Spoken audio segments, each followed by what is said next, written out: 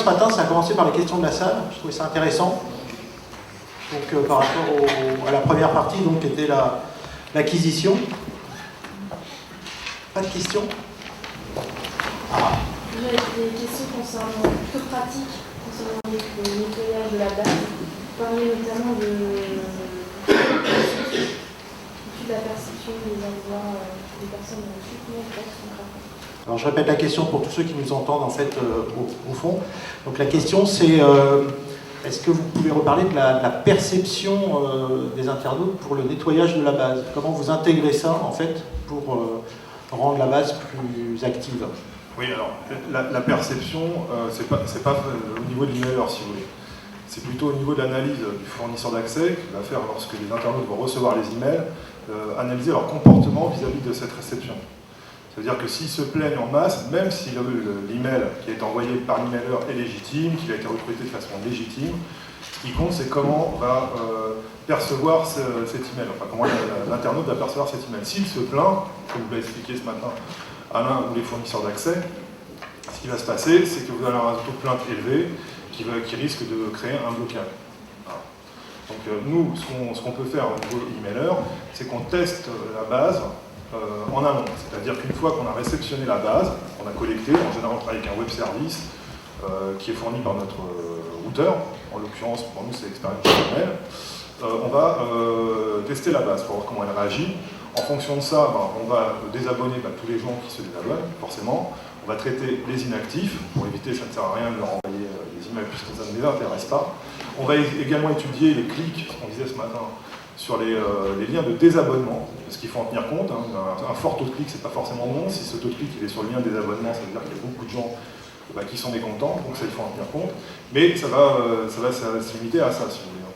Voilà, la perception, la partie comportementale. Alors, dans le futur, il commence à y avoir des outils, si vous voulez, qu'on appelle le scoring prédictif, qui permettent aujourd'hui de scorer sur quelques mois et de catégoriser les internautes par rapport à leur centre d'intérêt.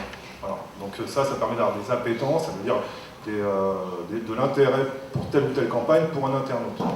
Donc là, on pourra faire un ciblage beaucoup plus précis, mais évidemment, là, je vois un peu ce que disait Charles, tout ça, ça a un coût.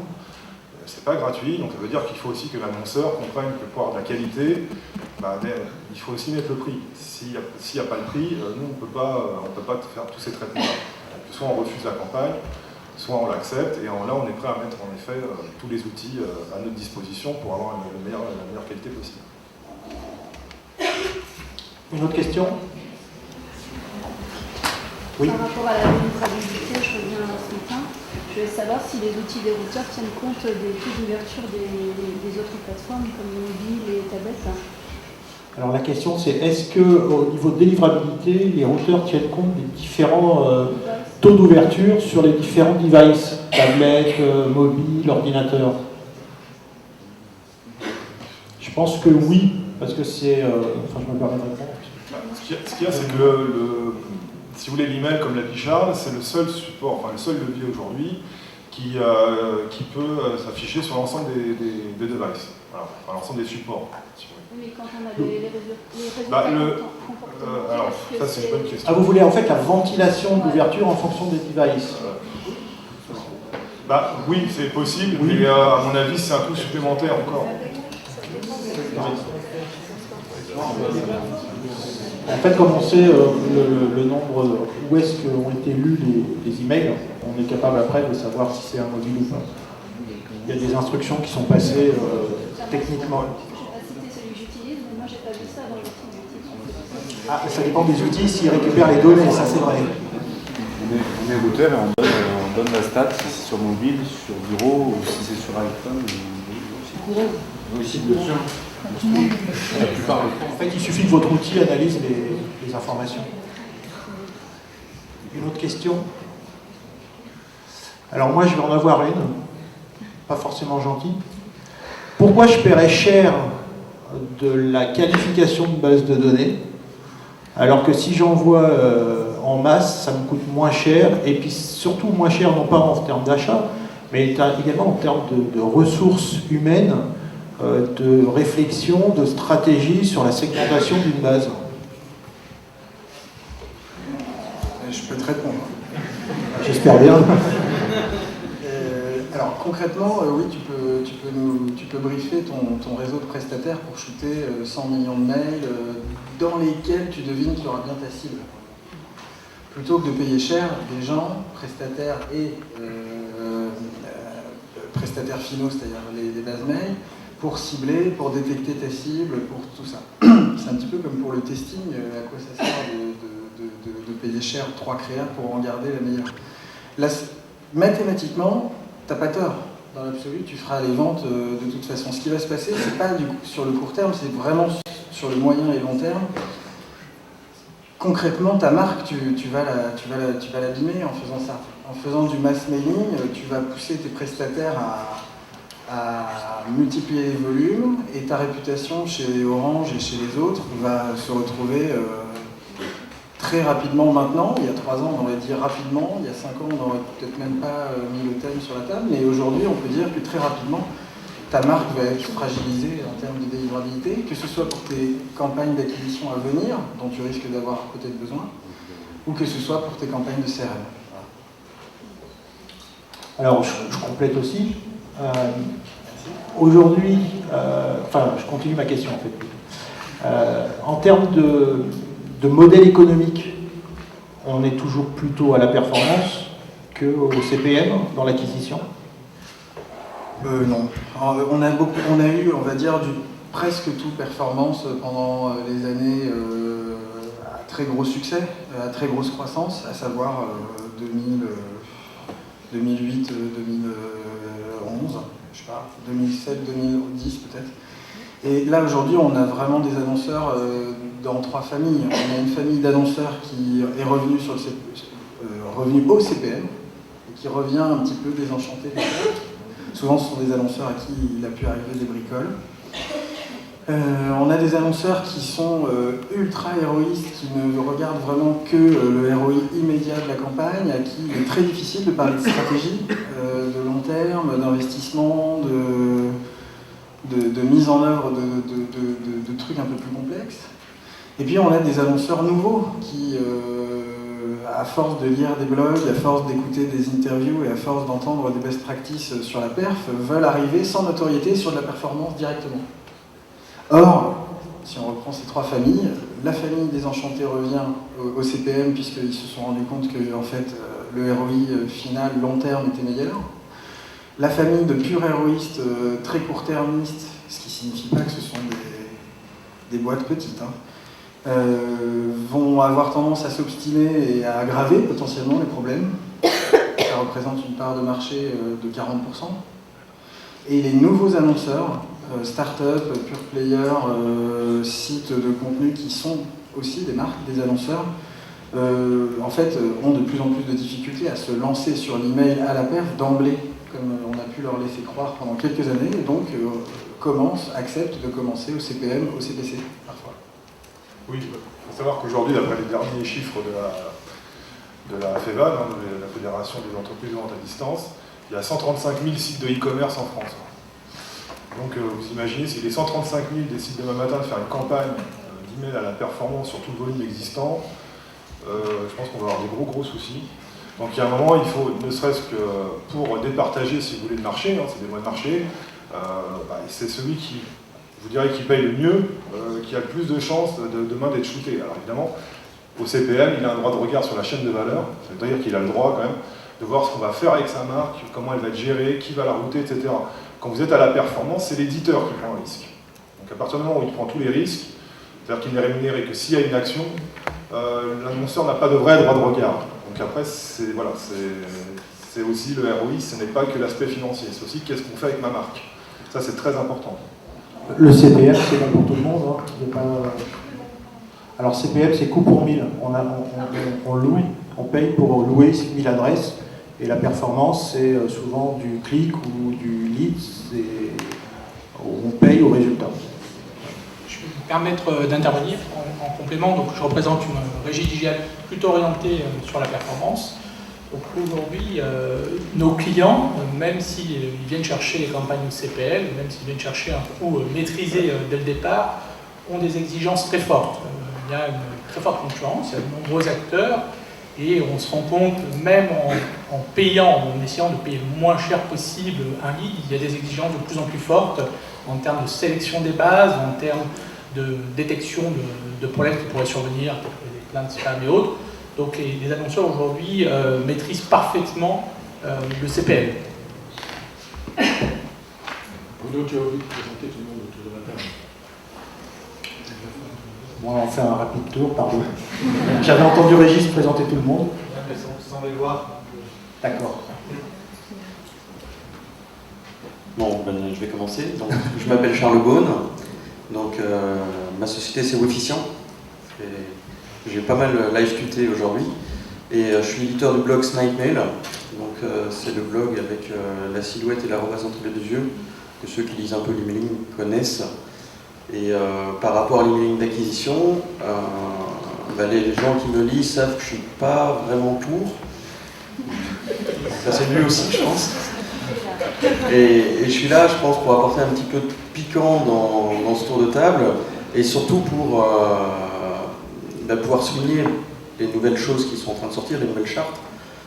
C'est très positif, mais je pense qu'on vous attendra réellement sur les faits pour savoir si on va retomber dans l'historique qu'on a déjà connu sur l'email d'acquisition, et qui a été un peu dramatique, et c'est pour ça qu'il y a beaucoup de gens, quand on leur parle d'acquisition, ils grincent un peu des dents, et pour voir si effectivement tout ce que vous allez mettre en place sera pour faire en sorte, comme vous l'avez dit très justement, d'être beaucoup moins nuisible que les autres.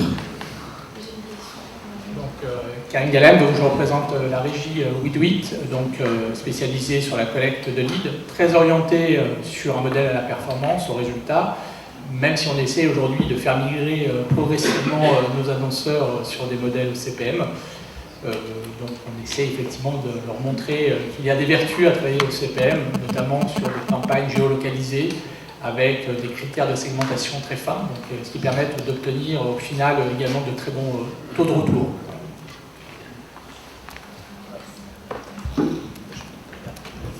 Bonjour, moi c'est Laetitia Jean de Société Image, solution d'email retargeting. Donc je pense que la présence aujourd'hui de la solution sur cette table, c'est surtout de démontrer les nouveaux canaux en utilisant l'emailing, mais en rajoutant les notions de visite, cookies, etc. Donc voilà, pour la présentation. Il y a besoin de représenter.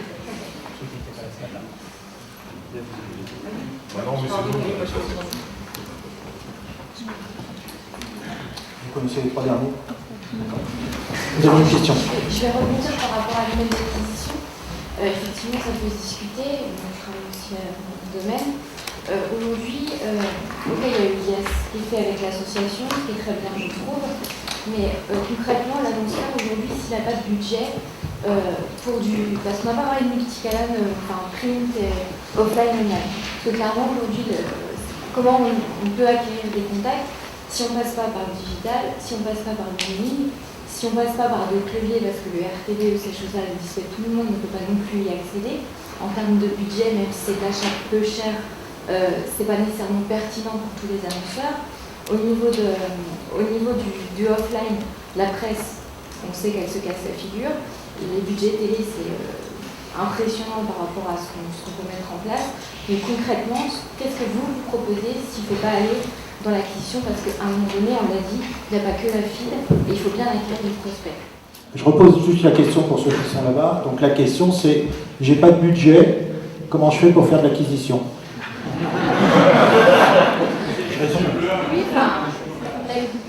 Alors, c'est une très bonne question, très pertinente. J'ai souvent le cas, parce que j'ai souvent, par les lecteurs du blog, des sociétés qui viennent. Nous, on est plutôt orienté micro-emailing, parce que ça fait depuis 2006 qu'on essaie de défendre les petites structures qui veulent faire de l'emailing professionnellement. Et à cette question-là, la seule réponse que j'ai, c'est que malheureusement, il n'y a pas de solution.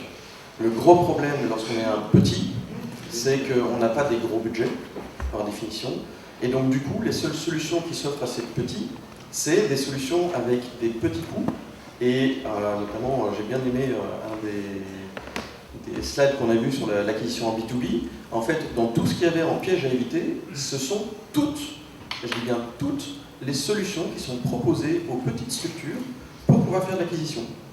Donc en fait, quand on a une petite structure et qu'on fait de l'acquisition et qu'on a des tout petits budgets, de l'ordre de quelques centaines d'euros, et bien malheureusement, et c'est quelque chose qui me désole énormément dans l'emailing, c'est qu'il n'y a pas de solution. Les seules solutions qui sont à vous sont des solutions qui aujourd'hui sont dangereuses en termes de blacklisting, et notamment en termes de blacklisting de votre nom de domaine.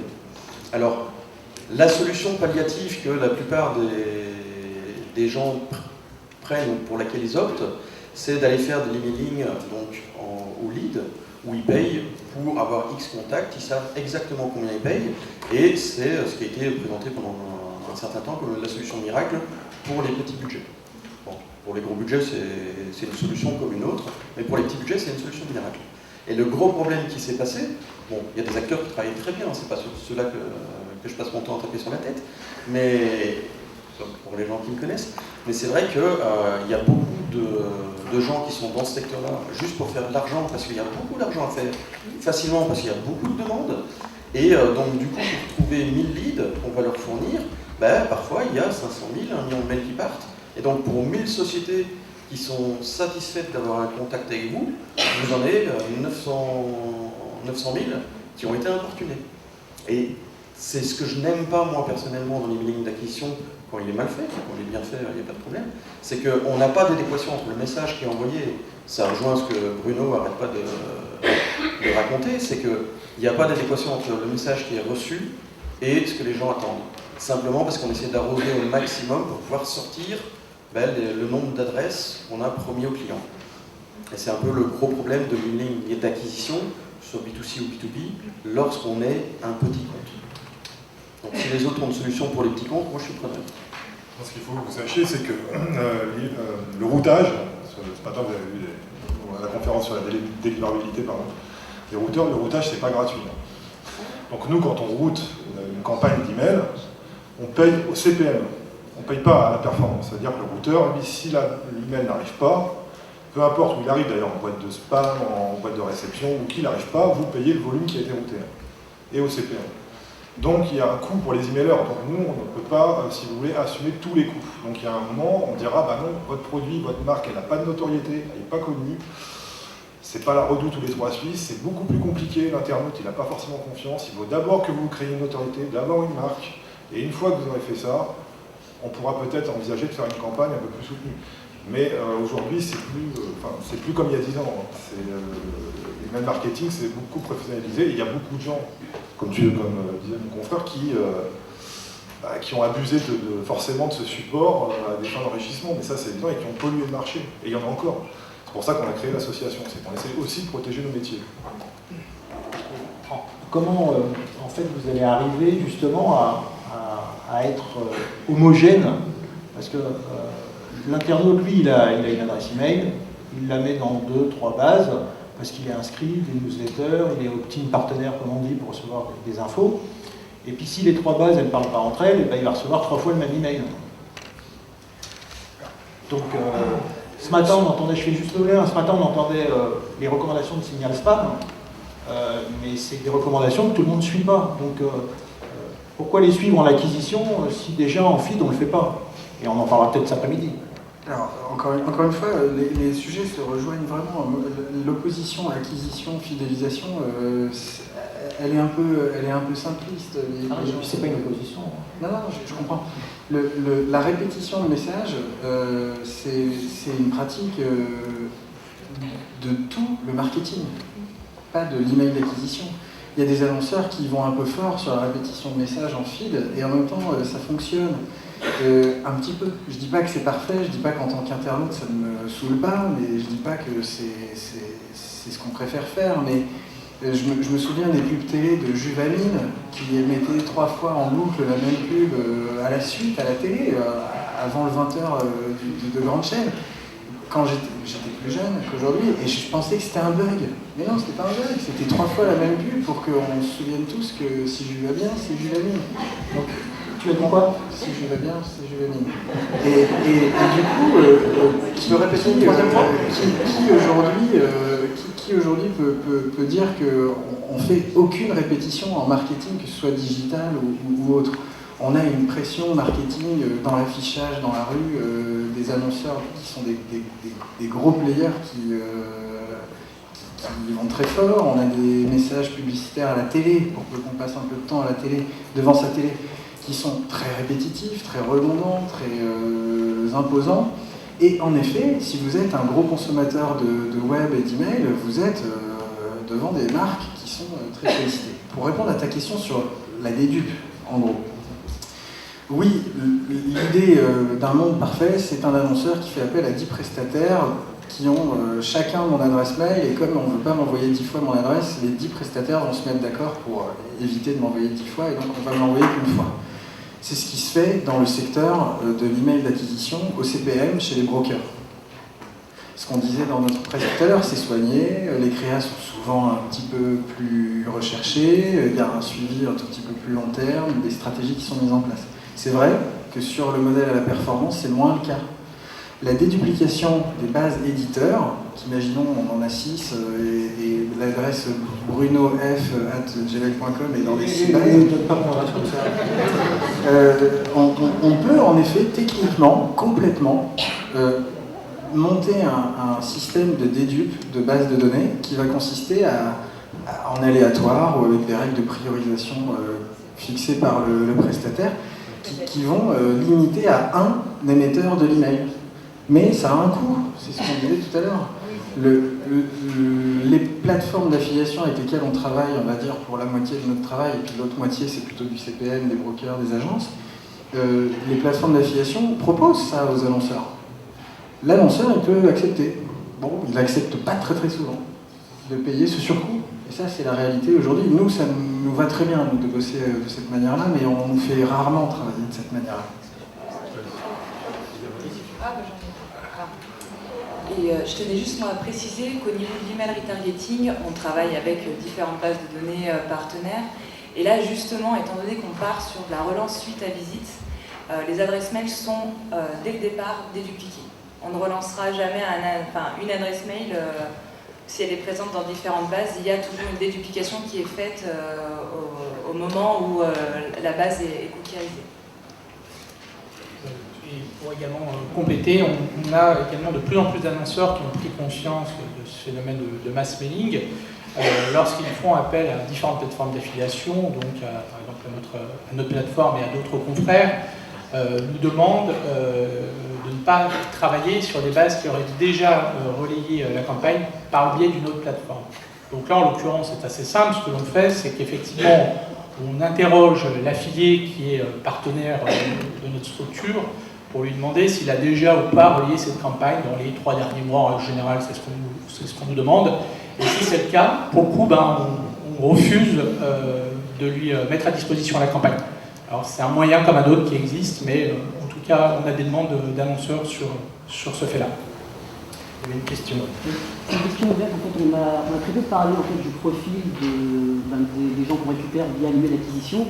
Est-ce que éventuellement vous aurez une idée de quel est le profil le plus facile à recruter ou le profil le plus difficile à recruter? Parce que c'est vrai que souvent on parle d'email d'acquisition ou peut-être à la performance, et c'est vrai que souvent on nous dit rarement le profil des gens qu'on recrute. Enfin, après il faudrait un travail via le CRM, mais au départ, est-ce que vous avez une estimation de ce que c'est plus facile de recruter pas une femme de plus de 50 ans, plus facile à recruter qu'un jeune de 20 ans par exemple?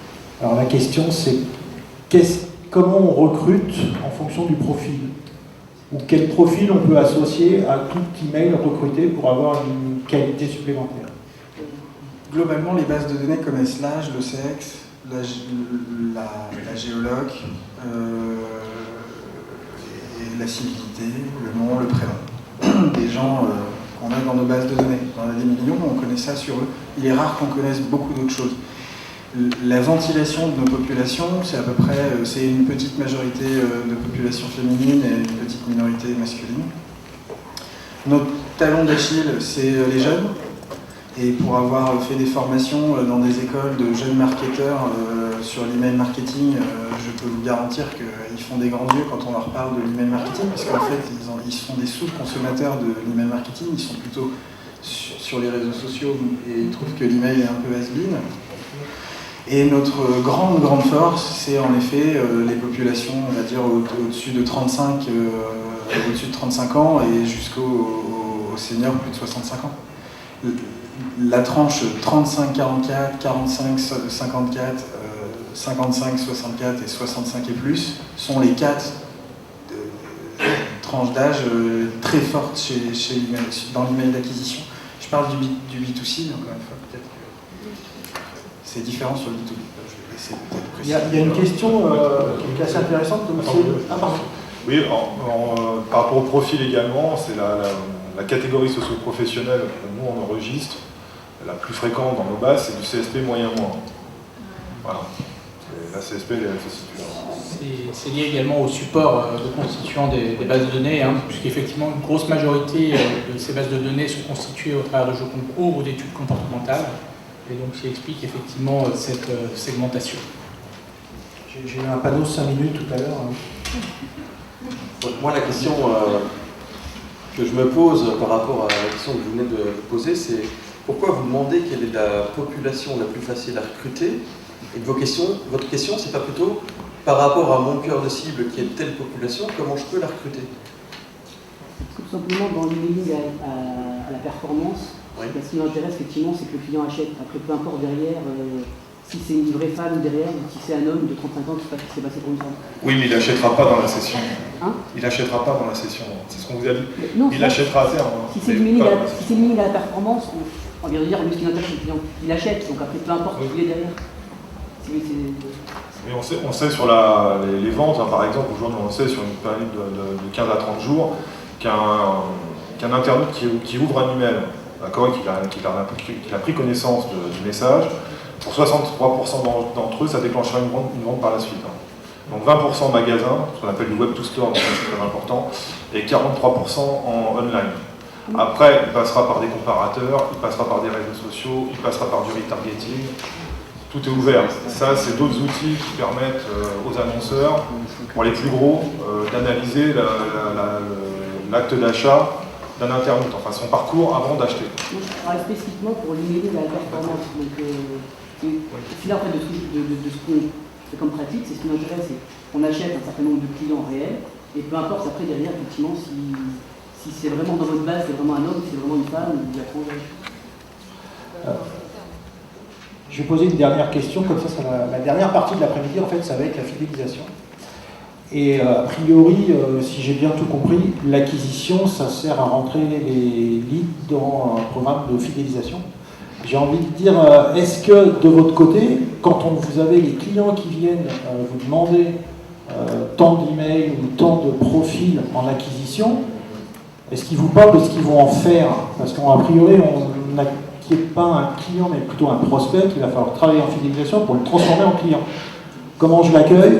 Qu'est-ce que je fais de l'adresse? Est-ce que j'ai un programme, un scénario? Est-ce que ces informations qui vont venir dans la fin de la partie de l'après-midi sont des indicateurs pour la collecte, pour l'acquisition? Moi, je pense que ça dépend vraiment de la typologie du client, déjà, qui va... soit ça va être quelqu'un qui a de bonnes connaissances au niveau acquisition, etc., qui du coup est déjà équipé d'un CRM, qui va pouvoir retravailler ses internautes une fois qu'il les a acquis.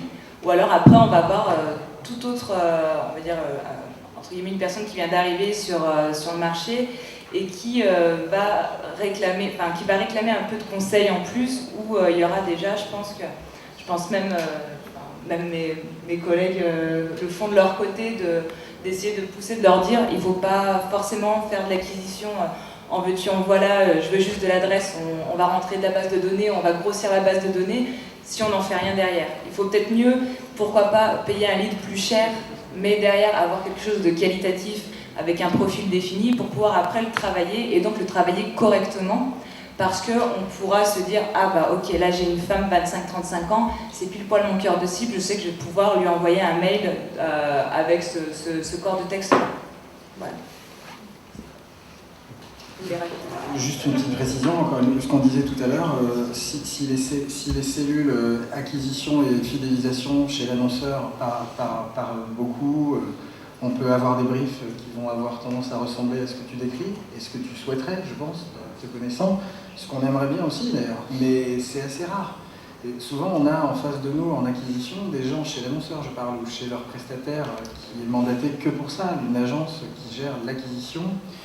On a des briefs sur volume ou des briefs sur ROI pur. On n'a pas de stratégie, on est rarement briefé sur des choses aussi qualitatives, aussi stratégiques que ça.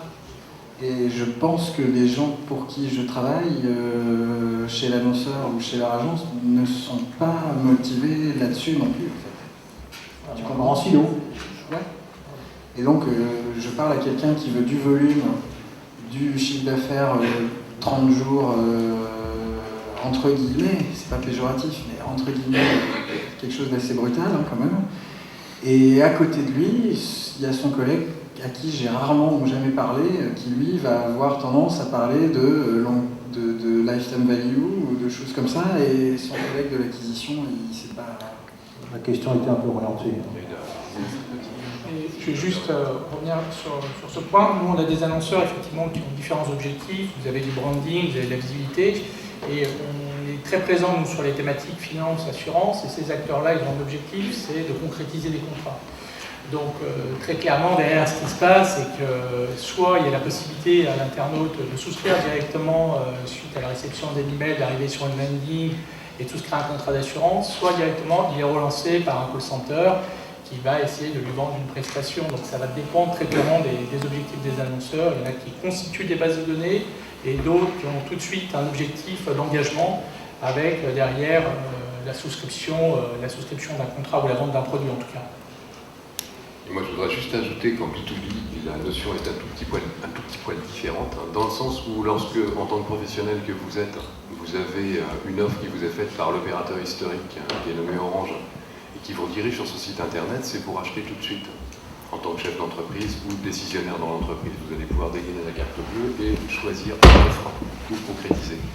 Donc ça va dépendre aussi du besoin de l'annonceur. Et certains autres besoins ou d'autres produits nécessitent une phase de relation avec un conseiller commercial, un technicien ou autre. Et donc là, ça va être de la génération de leads pour transmettre soit l'information à la concession locale qui va gérer, soit effectivement donner au commercial. Voilà, Monsieur Dupont, il aimerait un système d'impression grand comme ça, et qu'il fasse ça. Donc tout dépend des besoins de l'annonceur. Je crois que c'est fini, c'est marqué Game Over sur la Game Boy. Je vous remercie beaucoup.